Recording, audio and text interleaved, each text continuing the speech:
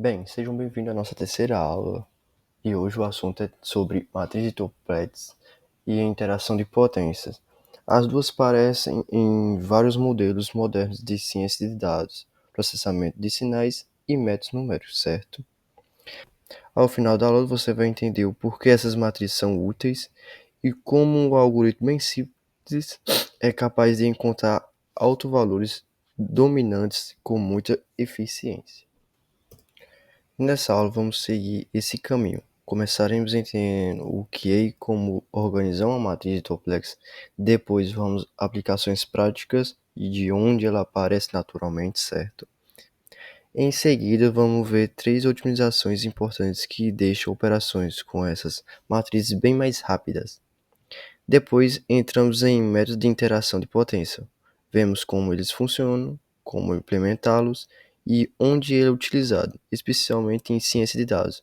E fechamos com a questão de análise de convergência, melhorias numéricas e um exemplo completo, certo?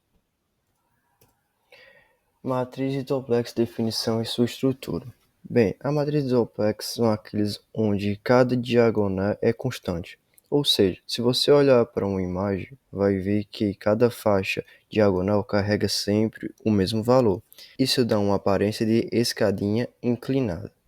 Essa estrutura aparece em problemas de processamento de sinais, visão computacional, machine learning, porque muitos desses sistemas dependem de uma operação que percebem padrões ao longo do deslocamento, certo?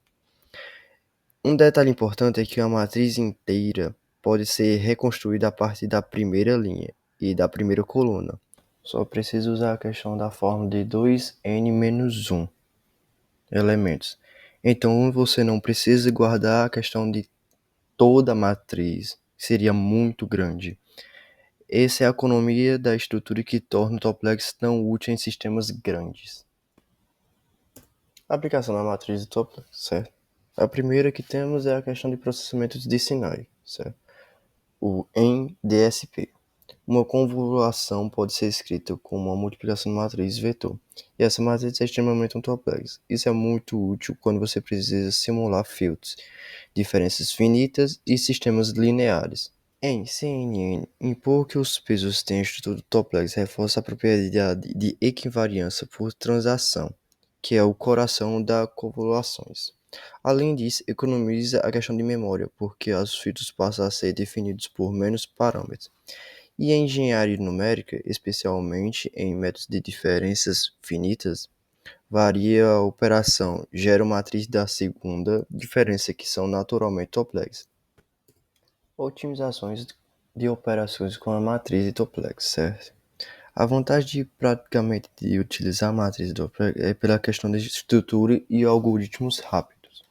O primeiro caso é a multiplicação por vetor, que se fosse uma matriz qualquer, isso seria o ômega com 2 elevado ao quadrado. Mas com a multiplicação por Toeplitz equivale a uma convolução, podemos usar o FFT para reduzir para ômega de n log de n, certo? O segundo é a inversão. Em uma matriz geral, seria de ômega a n ao cubo. Muito caro a questão de processamento. Para Toeplitz, algoritmos como o de Levisione reduzem para o ômega com n ao quadrado, ou até ômega no n log ao quadrado de n, dependendo da implementação.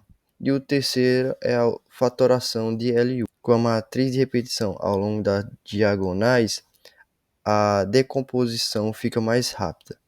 Isso é muito útil quando você precisa resolver muitos sistemas lineares de tx igual a y sem recalcular tudo.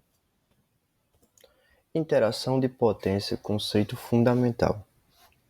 Bem, a questão da interação de potência mais simples e clássica de encontrar a maior alto valor de uma matriz, ele funciona multiplicando repetidamente a matriz por um vetor. Com o tempo, o resultado dessa multiplicação vai apontando cada vez mais na direção do alto vetor dominante, certo? Mas para isso funcionar, precisamos de algumas condições. O autovetor dominante ser o único e o maior em magnitude que os outros, certo? E o vetor inicial não pode ser ortogonal. A direção que queremos encontrar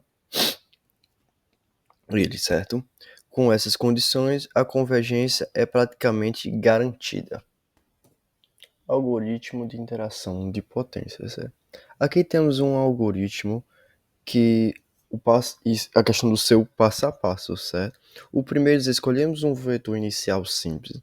Em seguida, multiplicamos a questão da sua matriz por ele e depois normalizamos para evitar overflow e para manter a estabilidade do método. A estimativa do alto valor pode ser feita com o quociente de Heinlein ou simplesmente pela norma do vetor intermediário. O mais bonito desse algoritmo é que ele é mais extremamente simples de implementar, mas resolve problemas gigantescos. E por isso que ele aparece em sistemas como PageRank e PCA. Aplicações em ciência de dados e engenharia. O primeiro que temos é a questão do PageRank. Ele basicamente usa a interação de potência para encontrar o alto vetor associado ao alto valor da primeira matriz de transição da web, certo? Em seguida, temos a questão da análise de componentes principais, ou PCA, certo? O primeiro componente principal é o autovetor do maior alto valor da matriz de covariância. Com a matriz de covariância pode ser bem grandes. Muitas ferramentas usam essa interação da potência para acelerar. Em terceiro, temos a questão de análise de sistemas dinâmicos. O autovetor dominante indica estabilidade. Se for maior do que 1, o sistema cresce. Se for menor do que 1, ele decai. A interação de potência é um jeito muito rápido de verificar se isso precisa calcular todos os autovetores ou não. Convergência e taxa de convergência. Aqui falamos sobre o quanto o método é rápido. A imagem mostra a razão entre autovalores, indicando que a velocidade de convergência depende de quanto separado o autovalor dominante está do segundo maior, certo? Quando a razão é pequena, ou seja, o dominante é muito maior, o método converge muito rápido. Quando os dois são quase iguais, a convergência fica lenta, porque a raiz quase não oferece uma direção só. Na prática, quanto maior essa separação, menos interações seriam necessárias. Variações e melhorias numéricas. A primeira que nós temos é a interação de potência básica. Encontrar o alto valor do dominante e seu autovetor correspondente, limitado pela razão de separação dos seus autovalores. A segunda seria a questão da potência inversa. Em vez de buscar o maior alto valor, ela encontra o que está mais próximo do valor μ, certo? E a terceira é a potência com deslocamento, onde ajustamos a matriz usada a menos μ antes de rodar a interação. Isso acelera muito a convergência para um alto valor específico. É muito utilizado quando você quer precisão, por exemplo, em um problema estruturais de engenharia.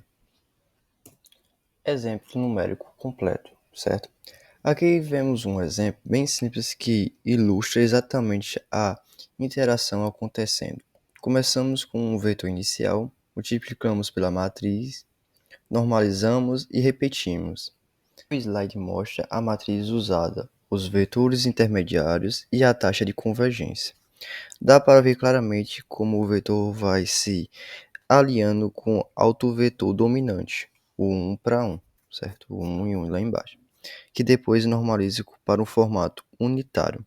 Esse tipo de exemplo é ótimo para visualizar como o algoritmo funciona por dentro e como as estimativas do alto valor vão se aproximar do valor real.